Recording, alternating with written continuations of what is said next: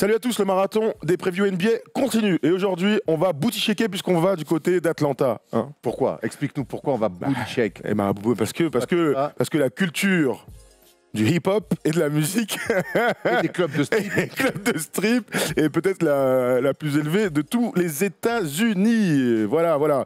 Ça va, Erwan, t'es prêt? Ça va très bien. T'es prêt à en découdre? Hier, tu nous disais que tu étais plutôt excité à l'idée de parler de cette équipe. Clairement, parce qu'en préparant la preview des Hawks, parce que c'est vrai, dans cette folie de la free agency, on n'a pas trop parlé des Hawks, à juste titre, mais en préparant la preview, ah bon? Ah bon? Ah mais ah bon? Ah mais c'est pas mal. Ah ben oui. Ah ben bravo. Eh ben voilà. Et ben du coup maintenant j'ai envie de voir les Hawks très vite jouer cette saison. Eh ben très bien. Alors parlons des Hawks l'année dernière. 29 victoires pour une franchise en plein renouveau. Alors on regarde évidemment les ratings offensifs et défensifs, c'est pas incroyable, mais c'est pas grave puisque quelques pierres ont été placées au sein de cette franchise. Et évidemment le premier mec auquel je pense, c'est l'année dernière, la première saison, la saison rookie de notre petit mec dont j'ai oublié le nom. Ça tombe bien. Trae Young, shooter. J'avais oublié le nom de Trae Young. C'est ton année à le défendre. Absolument. J'avais oublié parce que je ne sais pas ce qui m'a pris. Bref, voilà. Donc l'année dernière, c'est une saison, mine de rien, réussie. Pas forcément dans les résultats, mais en tout cas dans ce qu'il s'est passé. Bien sûr que c'est une saison réussie la saison dernière, puisqu'il y avait beaucoup d'interrogations autour de Trae Young et on n'a pas manqué avec Steph de te le rappeler.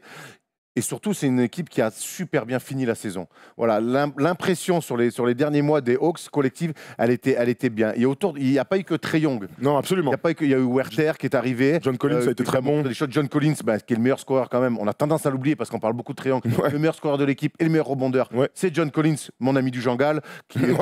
La famille. Il s'est passé plein de choses, un petit peu sous les radars, parce qu'on parlait beaucoup de Trae Young, mais il y a beaucoup de joueurs aussi qui ont confirmé, qui ont montré du potentiel. Et c'est bien coaché par Lloyd Pierce.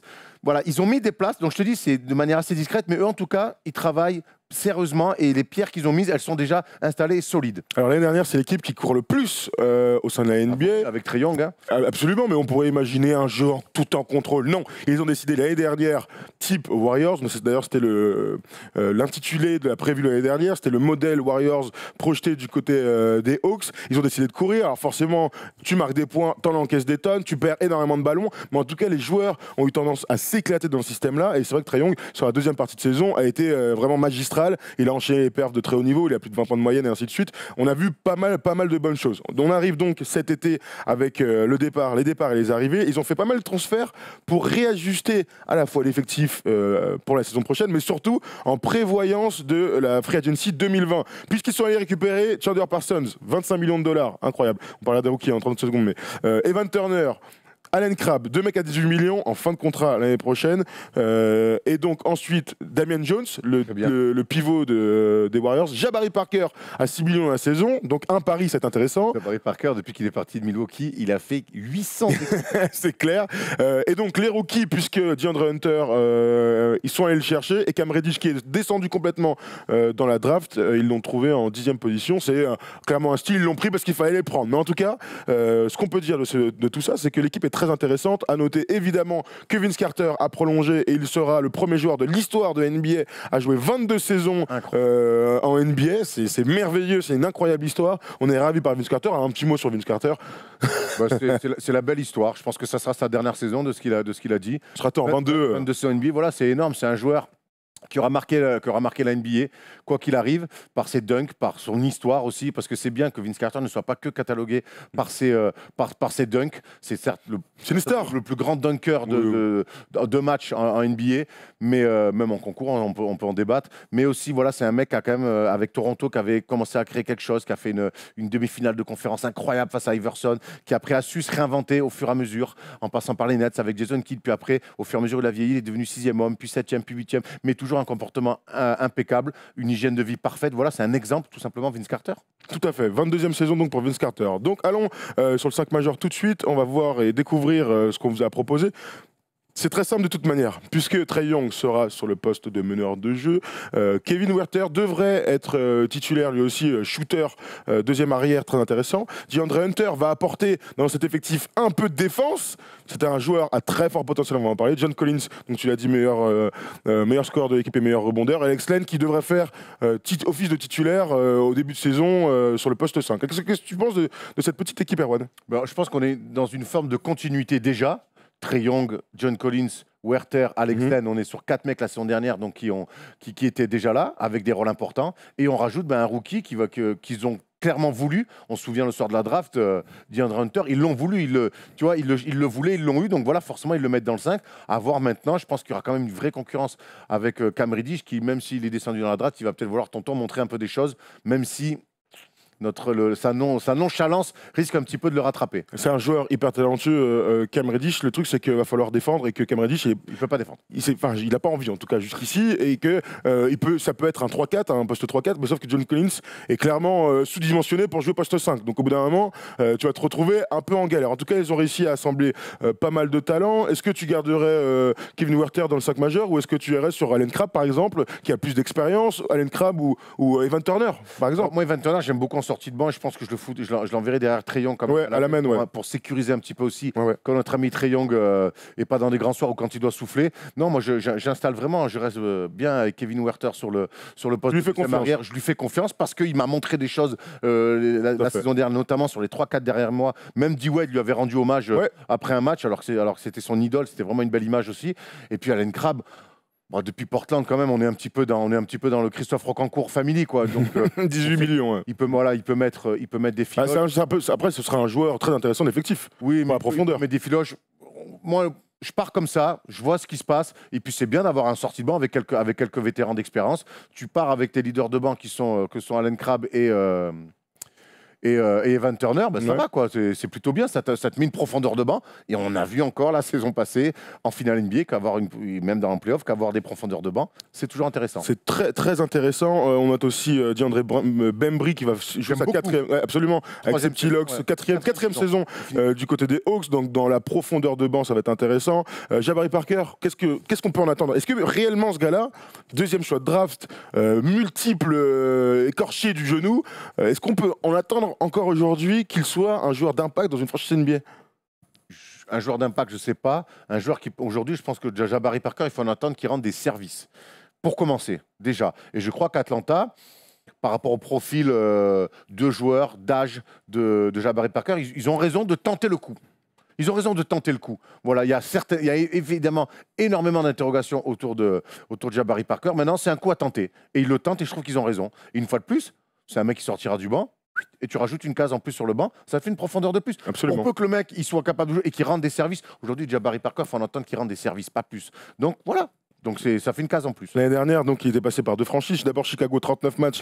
Il était à 14 points par match, 47% au tir. C'est quand même des stats de ouf. Enfin, tu vois, des stats très sérieuses plutôt. Et derrière, il était transféré à Washington dans le transfert avec Otto Porter.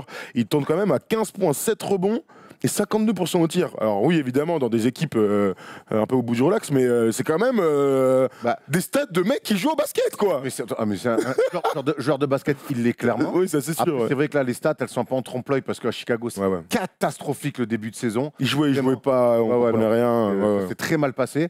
Et chez les Wizards, voilà, c'était une fin de saison pareille dans une équipe qui n'avait plus rien à jouer. Mais si en sortie de banc, il t'amène, allez, 10, 11, 12 points dans une équipe d'attaque, mais c'est tout bénef pour lui et pour eux. Tout à fait. Allons sur le joueur à suivre. Alors c'est évidemment Trae Young, mais j'ai envie de le mettre vraiment en parallèle avec John Collins parce qu'on a l'impression maintenant que ce sont les deux visages de la franchise. D'ailleurs John Collins c'est un mec qui monte un peu. C'est lui qui a été invité lors du NBA Crossover à Paris, d'où cette petite night avec Erwan. Mais Trae Young donc, regardez ses stats l'année dernière, 19 points, 8 passes, alors 42% au tir forcément, mais on a devant nous un talent assez incroyable dans un tout petit physique qui, quoi qu'il arrive, se fera châtier en défense. Petit physique, 81 matchs quand même. Oui, tout à fait. Voilà. Alors, petit physique dans le sens, sur le terrain, voilà, mais il a un coffre, il a un truc. Petit chétif, certes, mais il a un coffre, c'est vrai. Il n'a pas peur. Il a pas peur. Alors il y a du déchet, certes, mais bon, le mec ça va, c'est un rookie, les meneurs. Et il est meneur-scoreur. Si on attend d'un rookie meneur-scoreur qu'il n'est pas gestionnaire, il faut aller regarder la Pro B. Donc non, intéressant ce que notre ami Trae Young a fait la saison dernière. Il a aussi fait taire pas mal de critiques, dont moi. C'est important de le dire aussi. Il peut quand même se cracher après, hein, t'inquiète pas. mais maintenant, voilà, maintenant on sait que la saison d'après, c'est toujours un peu plus compliqué. Il va être attendu. Exactement, il va être attendu. On va monter peut-être d'un mètre sur lui défensivement. On sait que les meneurs. C'est une bonne idée, ça, de monter sur les meneurs, hein, Paul George, hein, si tu nous regardes.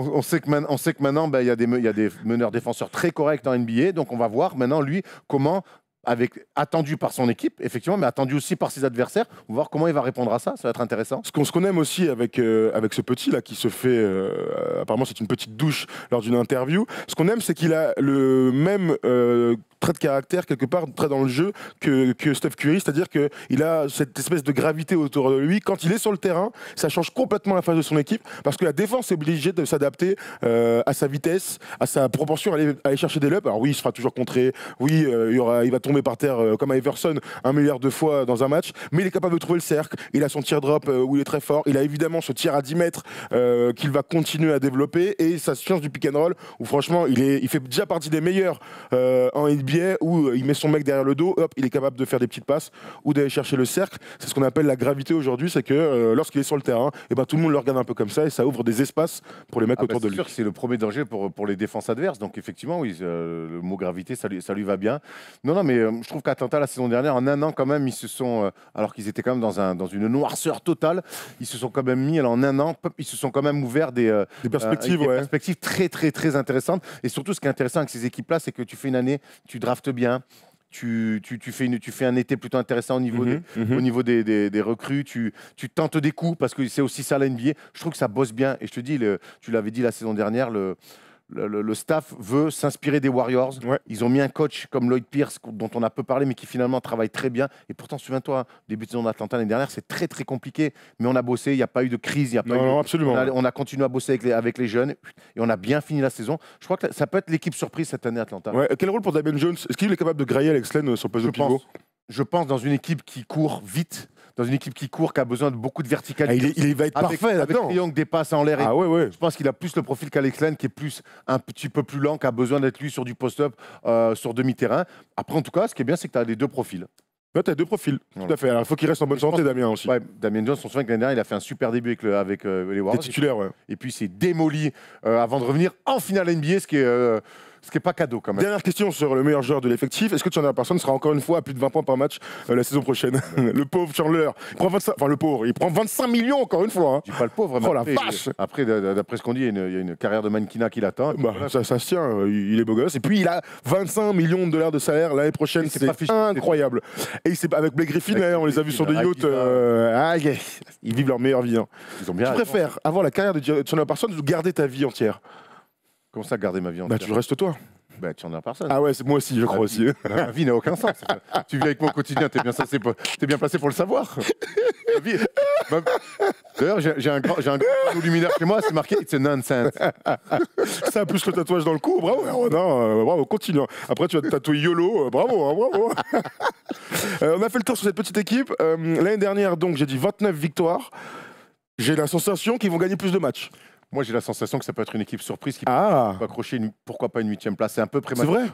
C'est un peu prématuré, mais je trouve que cette équipe-là, elle est bien pensée. Elle joue le basket moderne, ça va vite, ça va haut. On parle pas assez de John Collins, on en a très peu parlé. On a dit, même si on a dit meilleur scoreur, meilleur rebondeur, c'est un super. Il y a une petite hype quand même. Ouais, il y a une petite hype. C'est un super joueur. Il y a eu des ajouts que je trouve intéressants. On a très peu parlé de DeAndre Bembry, qui est un vrai mec qui sort du banc, qui est un soldat incroyable, trash talk, tout ça et tout. Donc je trouve que c'est une équipe qui peut être surprise, en tout cas dans une lutte pour la 8e place le plus longtemps. J'ai quand même l'impression que ça manque encore de certitude. En fait, tu peux vite en avoir. Hein. Tu peux vite en avoir, mais tu peux aussi, parce qu'il y a beaucoup de bons joueurs, mais beaucoup de joueurs du. Tu sais qu'il y a toujours. Voilà. Il faudrait que Trae Young soit très très fort. Par conférence, il y a toujours une surprise. Orlando l'année dernière, par exemple. J'ai l'impression que cette équipe-là peut être une surprise. Très bien. Vous nous dites dans les commentaires combien de victoires. Moi aussi, j'aime bien l'idée qu'ils doivent viser les 35 victoires, mais surtout installer des mecs, DeAndre Hunter, Cam Reddish, ce type de joueurs-là. Et surtout, et pour finir, l'été prochain, ils auront potentiellement 80 millions de dollars à dépenser, parce que Chandler Parsons, Allen Crabbe et Evan Turner, leurs gros contrats, ils sont tous à 18 millions et 25 millions. Et tu peux avoir l'année prochaine un mec qui déboule pour vouloir jouer avec Trae Young. Alors, un poste 4, non, il y a déjà John Collins. Un poste 2, non, il y a déjà Werther. Un poste 3, non, il y a déjà beaucoup de monde. Bref, un mec qui déboule et qui fasse passer un cap, ou un intérieur, pourquoi pas, qui fasse passer un cap à cette équipe avec un contrat un peu surévalué. Tu vois ce que je veux dire? Tu vois, mine de rien, des franchises qui travaillent bien. Voilà, quand on travaille bien, quand on pense bien les choses, quand on fait du vrai scouting sur la draft, en 2-3 ans, on peut vite se remettre, en tout cas, sur les rails. Donc voilà, que ça inspire d'autres. Je ne citerai évidemment pas les noms. Évidemment, on pense aux Knicks. Allez, bonne journée à tous les gars. On se retrouve demain. Demain. Alors je regarde qui nous allons faire. Nous allons faire les Wizards parce qu'on parle de rails. Eux aussi, il faudrait peut-être qu'ils retrouvent leur chemin. À demain pour parler de Washington. Ouais, qu'ils arrêtent d'en prendre. Ouais, allez, salut, ciao, bonne journée.